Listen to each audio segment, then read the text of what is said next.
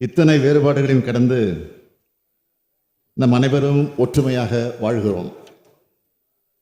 நம் நாட்டு மக்களின் நலன்களை போற்றி பாதுகாக்கின்ற வகையில் அதற்கான அரசியலமைப்பையும் நிர்வாக அமைப்பையும் அண்ணல் அம்பேத்கர் அவர்கள் தலைமையில் உருவாக்கியவர்கள் ஒற்றைத்தன்மை கொண்ட நாடாக இல்லாமல் கூட்டாட்சி கருத்தியலை நெறிமுறைகளை கொண்ட மாநிலங்களின் ஒன்றியமாக உருவாக்கினார்கள் என்பதை இம்மாமன்ற உறுப்பினர்கள் அனைவரும் அறிவார்கள்.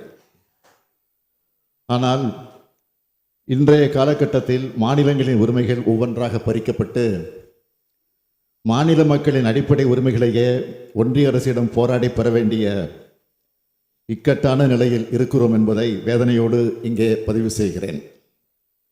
பரந்து விரிந்த இந்த இந்திய நாட்டை மொழிவாரி உரிமைகளின் அடிப்படையில் உருவான மாநிலங்கள்தான் ஒற்றுமையாக காத்து வருகின்றன.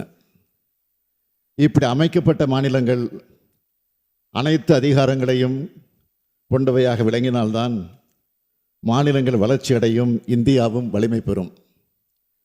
இதனை உணர்ந்து மாநிலத்தில் சுயாட்சி, மத்தியில் கூட்டாட்சி என்கிற பரந்துபட்ட கொள்கை முழக்கத்தினை தமிழ்நாடு தொடர்ந்து உரக்க முழங்கி வருகிறது.